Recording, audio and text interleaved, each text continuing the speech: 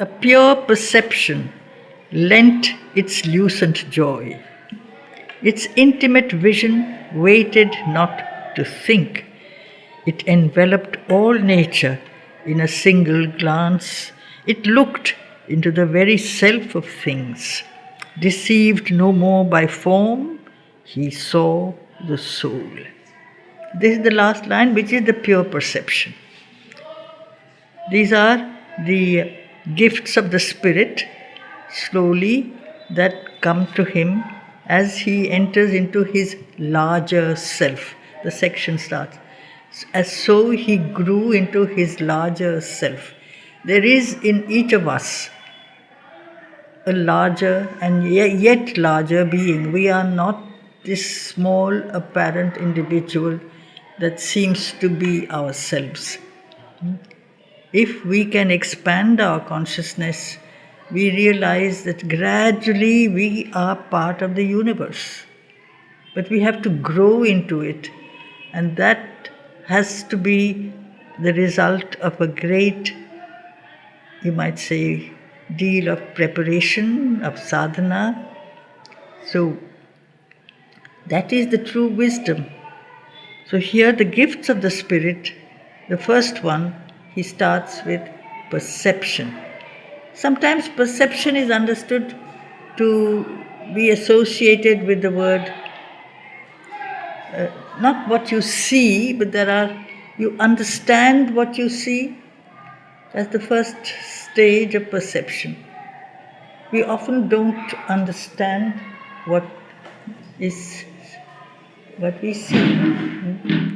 We see something with our eyes, and then the mind tells us, this is what you are seeing. It's not just a physical understanding. You go deeper into the... You go deeper into the very, you might say, nature of what we see.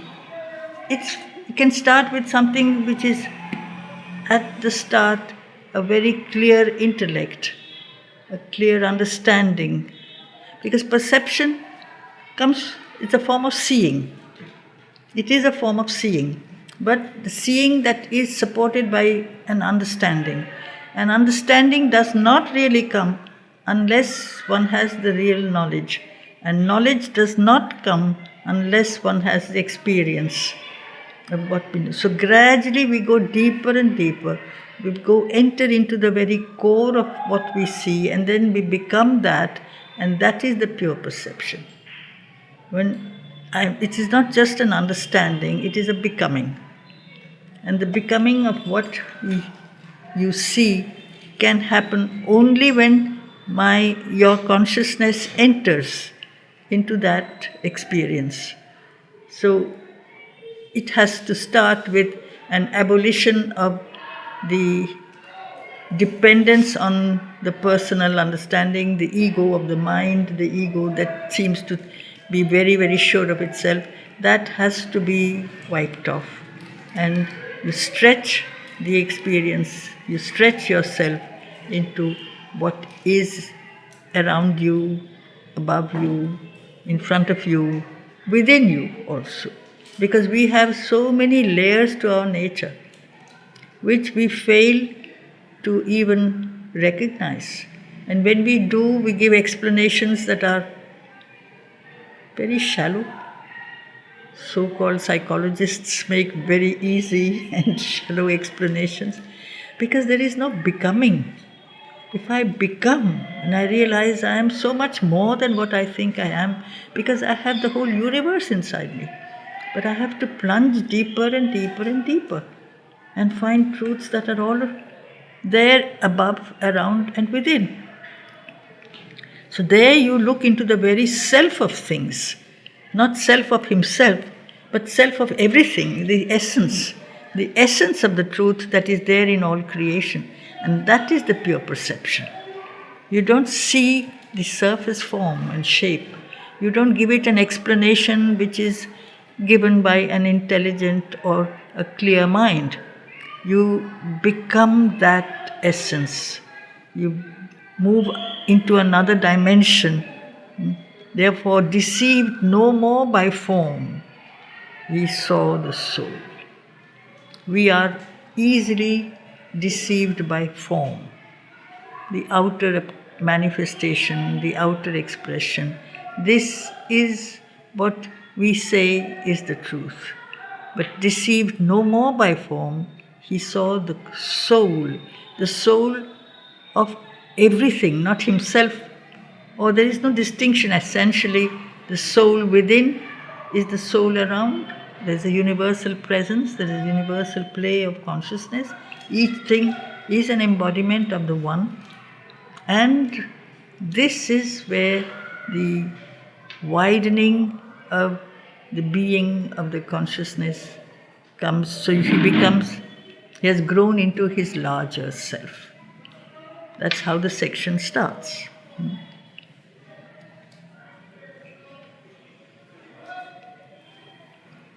In beings, it knew. It is the perception. In beings, it knew what lurked to them unknown. We don't know ourselves. We think we do, but we don't. There are so many things that are hidden behind layers of ignorance, of semi-knowledge, of indifference. So they are there. The truths are there. But the pure perception is like clear light that sees what the individual himself does not see. Like it sees the idea in mind, the wish in the heart. The mind is an instrument of knowledge, but it plays with ideas, with words. It tries to prove one thing and puts it in opposition to another. It's not straight. But behind it all, there is one principle of truth. Each idea carries one aspect of reality, which mind often fails because it likes to juggle with all kinds of notions, ideas. It calculates, it judges, it explains. So often it spends a lot of time playing with words, playing with opinions, even mental preferences. We have ready-made ideas that this is right and that is wrong, and another will say, no, that is right and what you say is wrong.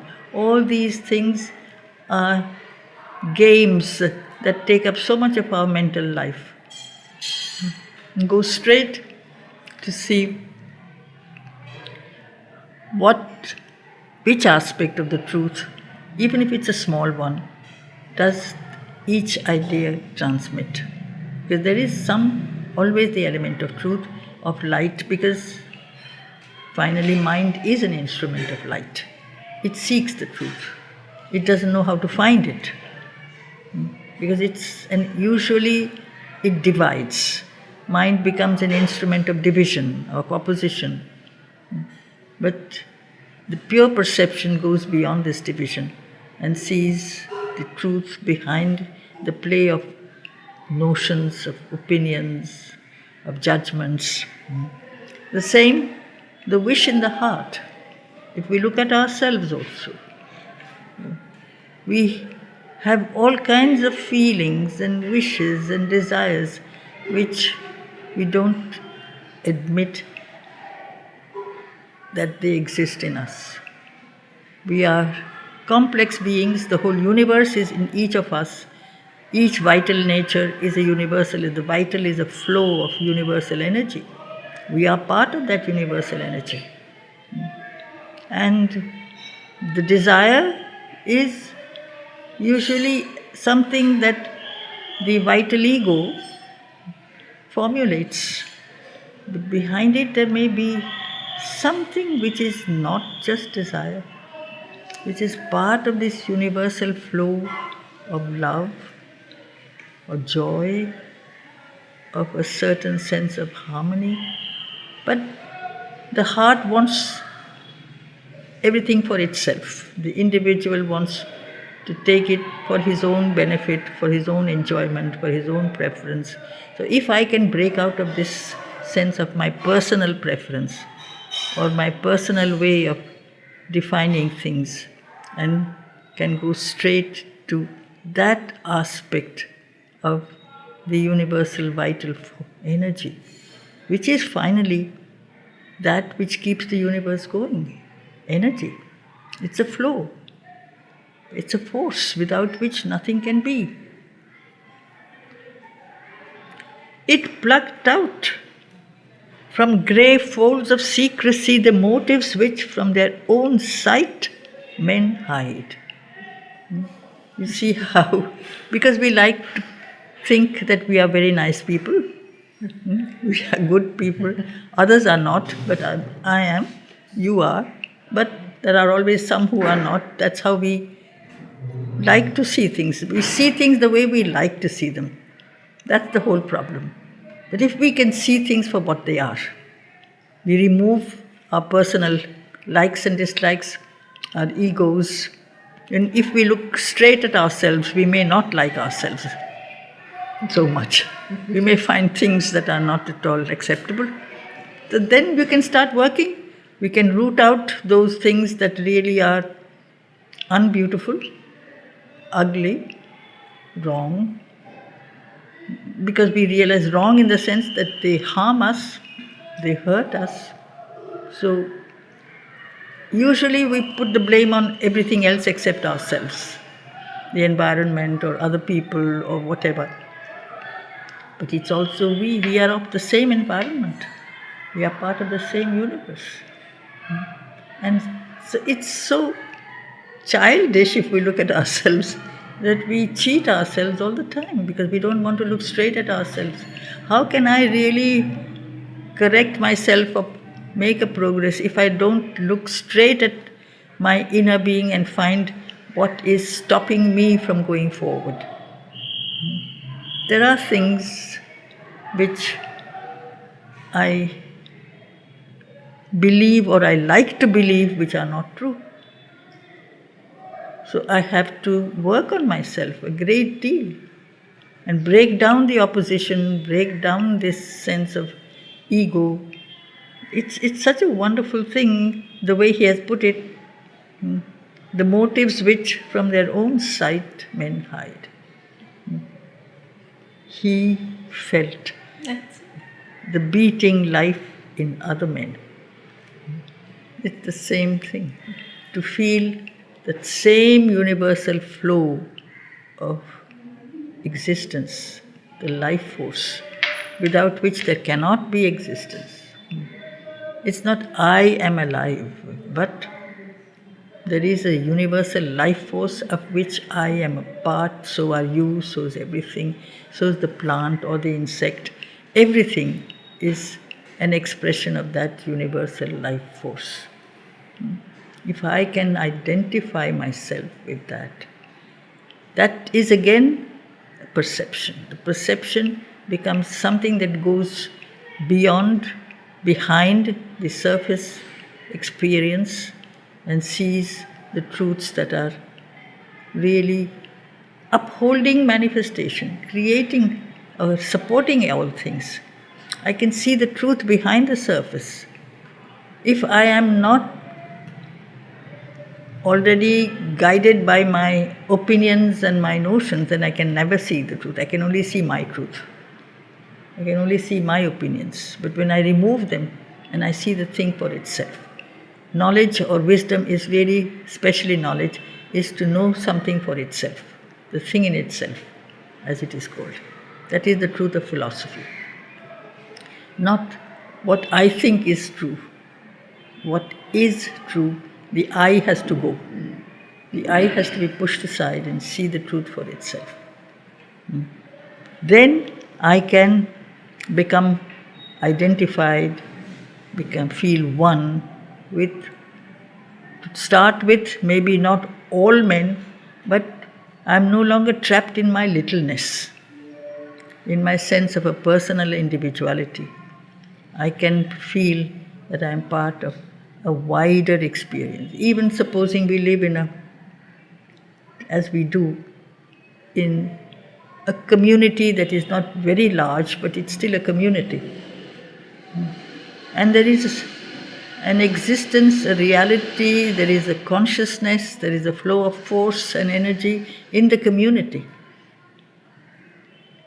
Even if I don't know where that force comes from, not right away, but I can feel that there is something here where we are in this place, which is not created by me, of which not just I am a part, but all things are a part of this. All things are sustained by that same play of force. It will lead me to asking, where does that force come from? What is the source? It takes me further. And in the end, I find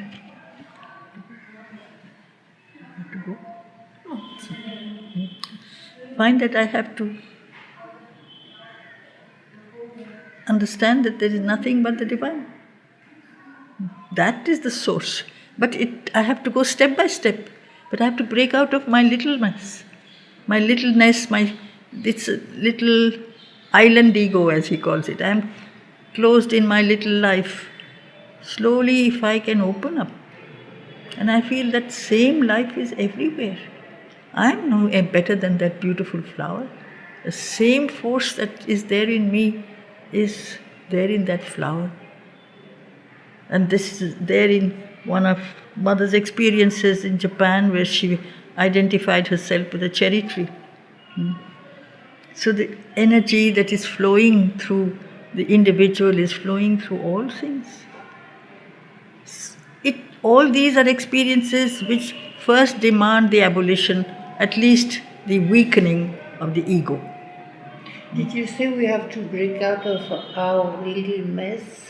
Our little mess? That is the start. That is an absolute start. If I can break out of my littleness and little mess. I said little ness, I didn't say mess, but you're right, it's a mess. Because I have to see how to come out of the grip of the division of the mind created division. Yes, exactly. How to come. So this is what you have to do, the yoga that has been described in the previous pages, because usually we rely on the mind, which is my instrument of knowledge. And if you have noticed, the mind works by putting two thoughts. If this is right, the opposite is wrong. If this is high, the opposite is low. If this is black, the opposite is white. Then how do I know what is? Sometimes what you say wrong, I say no, that is right. And what I say right, you say no, that is wrong. That means there is a kind of a play of standpoints. Mind takes one standpoint and accepts that, and because how much can your mind see? It can see this much. It can't see all things at the same time. What I can see is right. What I can't see, I say doesn't exist. That person who cannot see or experience anything called God said God doesn't exist, I've never seen him. So it is as if God's existence depends on how much I can see. And if I can't see, he doesn't exist. If I can't see him, he doesn't exist. That is what, there are people who say that. So this is what the mind does. It has a great dependence on its own capacity for seeing and understanding, and this capacity is very small. So expand the vision. As Mother has given, if you have read the book Education, she teaches us that you take a stand, which she calls, supposing you take a thesis, say this is the truth, and you develop that idea. Then, next stage, you take the opposite and call it antithesis, and find that is there a truth in that standpoint, and then find a way of synthesizing. For that you have to rise to a higher level. Just like when you climb up to a higher level on for instance, on a slope of a hill, if you climb to a higher level, you can see more of the landscape. You don't see only what is in front of your nose. You can see further. So you say, oh, that is true, but so is this. So you create a synthesis, which is the first stage of widening your mind. Then she says, you take that synthesis as a thesis and find its antithesis. And then make the effort, it's not so easy, but still it can be done, to a higher level of a second synthesis, and thus ad infinitum. If you can keep on doing that, move from thesis, antithesis, and synthesis, make the synthesis a thesis. Thesis is just you posit something in front of you and say, this is so. And then somebody else says, no, the opposite is so. So you can argue, but how long can you keep on arguing? It's like a ping pong match. See, is there a point where both are true? And then you say, yes, it can be seen. Like a landscape that broadens as you go along, as you go upwards. And then you take that as a starting point and see the opposite again. It's a very good play, it's a game, it's very interesting. So that's why people can debate forever, isn't it? You can say, this is good. Someone will say war is good. Someone will say war is not good, it is bad. Both are right, both are wrong. Because there's only half right and half wrong. Where do you make them part of one greater truth? And this is this is there in her book Education, which she calls the mental education. You rise from the mind to the intellect, from the intellect to vision.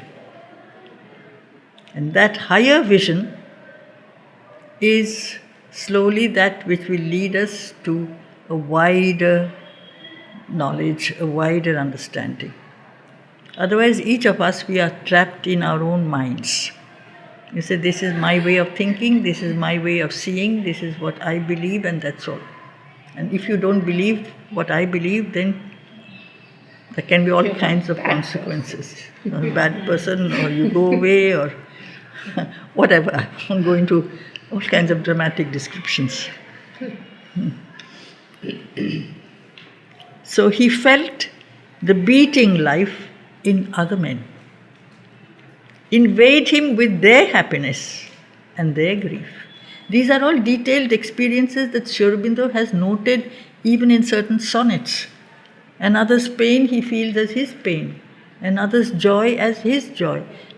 That is how he can stretch his consciousness and experience the experiences of others. There is no other then. The others are himself. Somebody's pain is my pain. So I am no longer trapped in my little self. So he felt invade him with their happiness and their grief, their love, their anger, their unspoken hopes, entered in currents or in pouring waves into the immobile ocean of his calm. That there are two layers to the being, their love, their anger.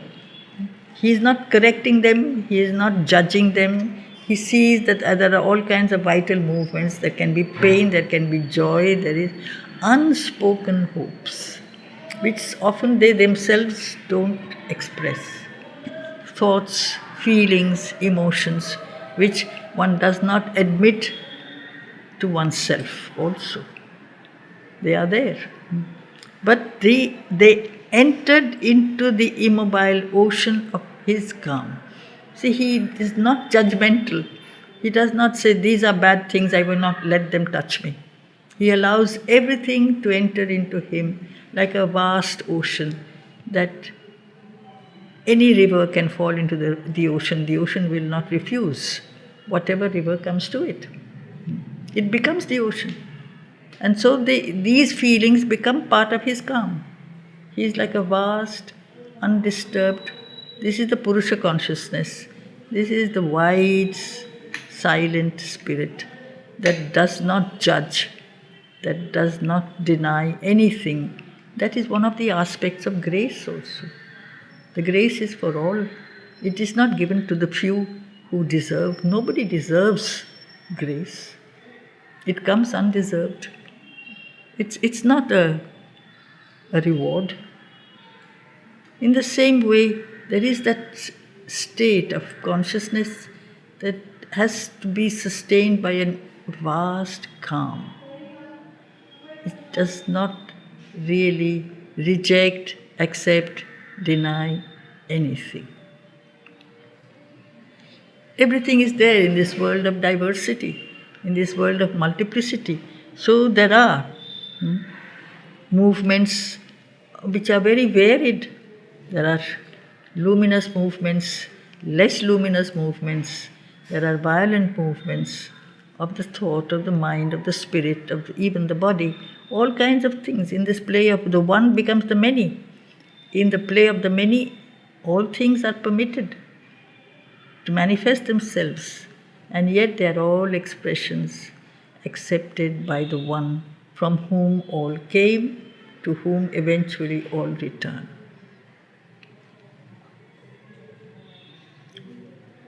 He heard the inspired sound of his own thoughts, re-echoed in the vault of other minds.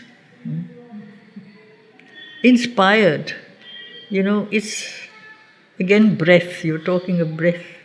Inspiration is breath. It's a breath that comes from beyond. We don't make our breath, we get it from somewhere. So inspiration is the force that fills us from beyond, that can, if my mind is open and ready, can activate my mind.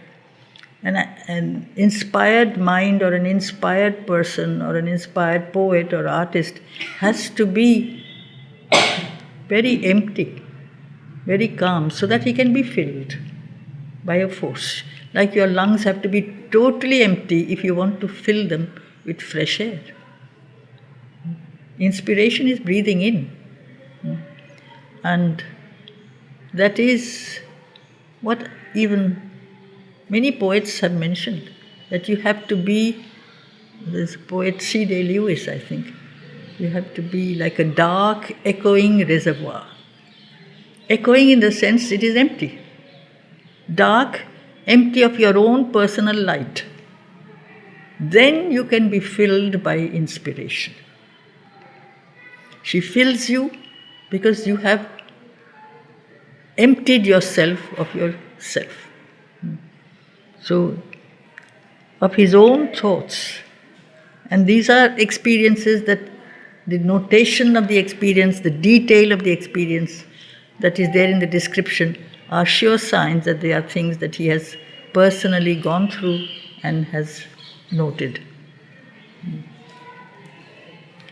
So the inspired sound of his own thoughts, the interesting part is re-echoed in the vault of other minds. Vault is the ceiling, because mind is a ceiling. Beyond the mind, you go into other levels. You have to crack that ceiling and enter into the domain of intuition, of vision, of revelation. Otherwise, mind is a ceiling.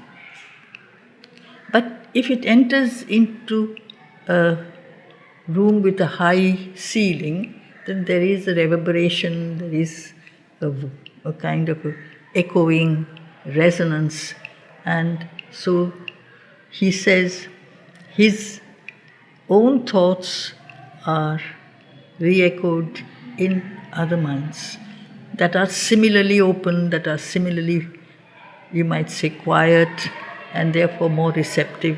And this is a phenomenon we have noticed, that often great minds, you say great minds think alike, it's not just a dictum, it is a truth. Inspired beings often live in different parts of the globe and have similar inspirations around the same time.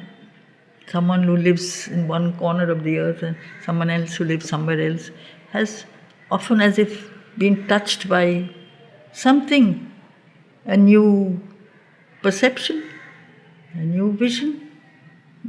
Because there is a universal collective change as well. We are not individuals only, we are part of a collectivity. This universe is diverse and we are part of this diversity, but behind this diversity there is a unity. There is a oneness. But if we are only closed to all these things and concern ourselves with ourselves, then we reject the rest. We remain small. He has broken that wall, that barrier of ego, whether it's body or life or mind. That's the starting point of change. So he heard the inspired sound of his own thoughts, re-echoed in the vault of other minds. The world's thought streams travelled into his ken. Ken is the range of vision, as much as you can see in one glance. You can widen your ken. You rise higher, your ken becomes wider. Then your knowledge becomes wider, because to ken is not to see, it's also an Anglo-Saxon word, comes from kennen, that is to know. When you see, you know. You don't think. You don't create a formula of knowledge. You see and then you know. So here, world's thought streams, as if these ideas, these streams of light, they are light. When they enter into the domain of mind, this light becomes dimmer. It's not the supramental golden light, it becomes a yellowish, lemon yellowish light maybe, but it is still light. It comes from the source of all light. So it is at play, these forces. Without light, without life, there can be no play of manifestation and diversity. So if you have read anything from the Buddha, you will feel the same thing. He was very aware of the thought streams. And sometimes he could feel thought streams that needed to be pushed back, because they were things that would disturb his calm, that disturb his nature, because he was one who wanted to find a way out of suffering. That was the purpose of his journey, of his yoga. But because very often it's not that we think, we receive thought streams. Thought, there's a world of thought. We receive them. And then our mind processes this thought and gives it our personal stamp. Each mind, each brain, each, you might say, is like a vessel, and it gives a particular shape. But the thought comes, it's like water, the rain, as now we know, comes to us. It's not we who have generated it, but you have a bucket or you have a big tank, you get less or you get more according to how much you are receptive. So the mind has to be kept receptive, quiet, it will receive more. If it does not, it receives less. And it receives sometimes things that are not, that the being knows that if I receive and allow these thoughts to come into me, then it will create a confusion in my nature because I don't want these thoughts. So that is part of the Dhammapada. Push back certain thoughts before they touch you, if you don't want them. But that's another, I'm branching up into something else. But the thing that Mother also speaks, this is part of occultism. Because all this is occultism. Occultism is really the science of the worlds that are invisible to us, that's all. But you can enter, they are there within us, around us, above us. And these are experiences that he's describing. The world's thought streams travelled into his ken, into his range of vision. His inner self grew near to other selves and bore a kinship's weight, a common tie, yet stood untouched, king of itself alone. If we read, the letters of Sri Aurobindo or the Mother, you find this. If you wrote to her about difficulties or complications in your own life, you versus XYZ or whatever, he or she always understood. And yet it did not shake them from the state they were in. So it's not that if I am exposed to certain things, usually if I am exposed to something that is unbeautiful, my mind becomes unbeautiful also. But if I am in this state, I realize that in this world of slow evolutionary change is a change that starts from below upwards. So the waves that rise up from below, which are still impure or imperfect, they are there. They have to make their way towards the light, and it's a struggle. So, and each one is making his journey, each individual is making his journey according to his mode of his rhythm, his nature. Everyone has his swabhava. Nobody moves in the same pattern. Why should they? So, in that, we find this acceptance. We find in both Sri Aurobindo and the mother this infinite acceptance of human frailty and error and difficulties, which did not make us feel less loved, less understood. She understood all that. She did not take part in that. Maybe she had grown herself. She was part of the universal force of evolution. So she may have gone through them at some stage in her own evolutionary change. And yet stood completely in a state of light, truth, wisdom, undisturbed. So people and their natures, imperfect natures, which both understood, neither shocked them or disturbed them. They could just say at which stage of development the person is. If you are at this stage of development, you behave like that. We are climbing up from below. The below is also clinging to our nature. We behave sometimes like worms. Well, it's true. The worm doesn't want to change. Maybe, I don't know. But if you want to change and you find that there are things in me which are ugly and dirty, it's already something that I have to get rid of these things. Otherwise, something is pulling me back. So, if I approach the divine, the mother or the Lord, and I put my problem in front of them, they will explain why this is happening. But they're never shocked. They never rejected a disciple for being imperfect. Then there would be no disciples. Everybody is imperfect. So here you have that experience that all things are moving according to their own natures, their own rhythms, and yet stood untouched, king of itself, alone, undisturbed. The one remains the one. He is part of the many and yet never ceases to be one. When we get into the many, into the play of all sorts of diversities, we sometimes lose contact with the one.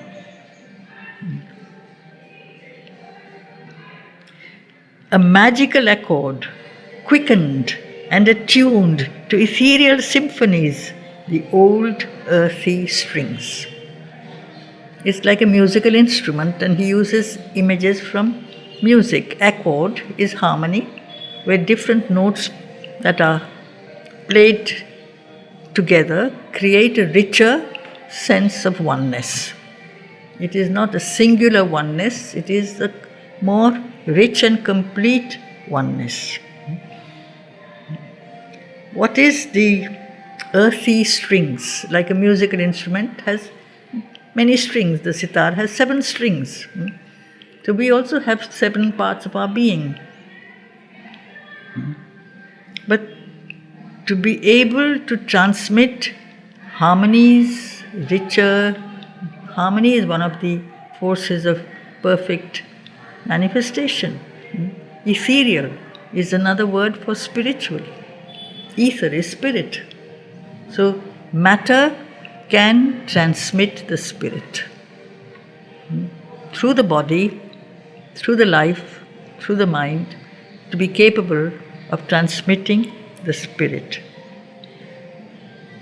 It raised the servitors of mind and life to be happy partners in the soul's response.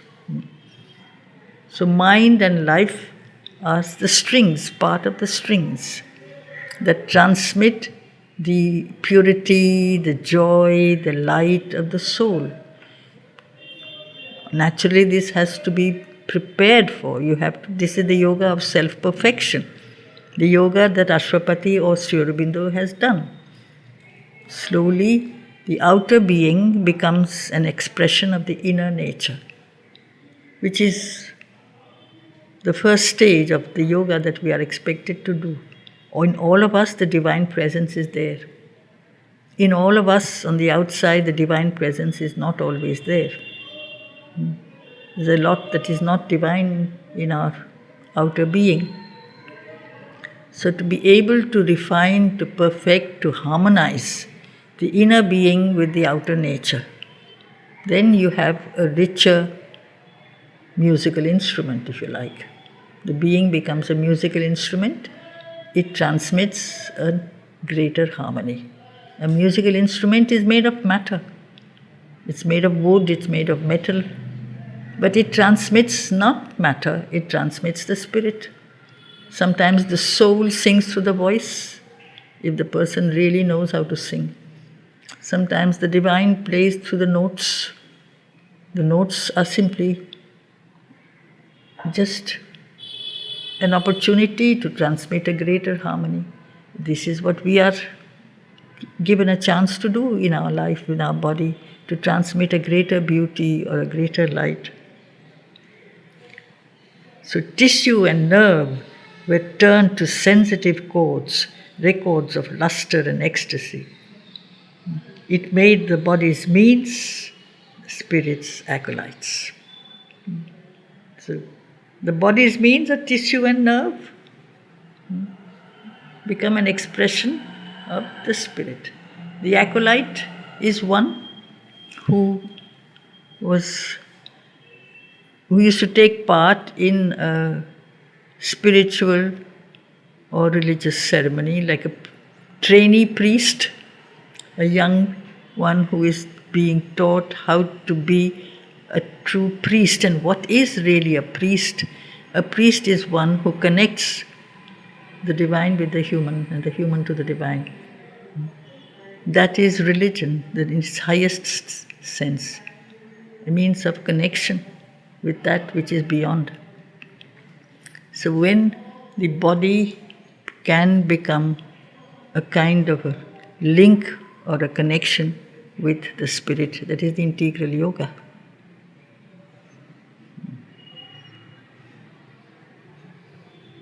Then it's not that you give up the body, turn away from it and concentrate only in the spirit. To manifest the spirit through the body, through action, through speech, through behavior. That at some stage can already begin for all of us.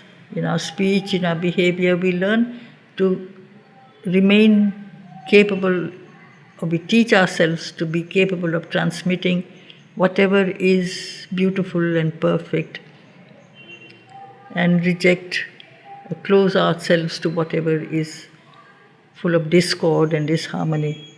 That's the starting point. The soul's response of its deeper sheaths no more slept drugged by matter's dominance. The soul is the divine presence that has gone deep into the very core of ignorance. It is because it has gone into the heart of darkness and ignorance that gradually from below the world of darkness and ignorance starts to change, starts to grow, starts to become expressions of truth and light, which is evolution. But for a very long time there is no evolution. You say you accept yourself, there seems to be no soul, there is only body, there is only life, there is no mind, there is a mind. And the soul is a word which you don't even often accept. It's as if the soul stays in the background because it is not yet wanted, it is not yet called up. But when the moment comes, when the change comes because of personal sadhana, this is the effort of the sadhak. There's a perfecting of the being. If you read the synthesis, that is a great portion of the book, is the yoga of self-perfection.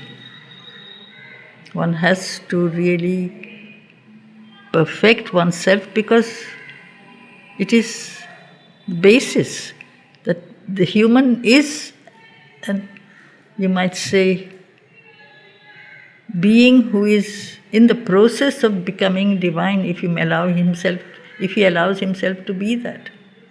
The human is not the opposite. You can't forever say, I am a human being, I am not a god. I am a god in the making. I am a human being and I am a god in the making if I can allow and make myself move towards Godhead. And evolution is that power that helps, that force that is given. Otherwise, the soul remains drugged, as if it stays unwanted, it remains waiting. It has to wake. Stop there.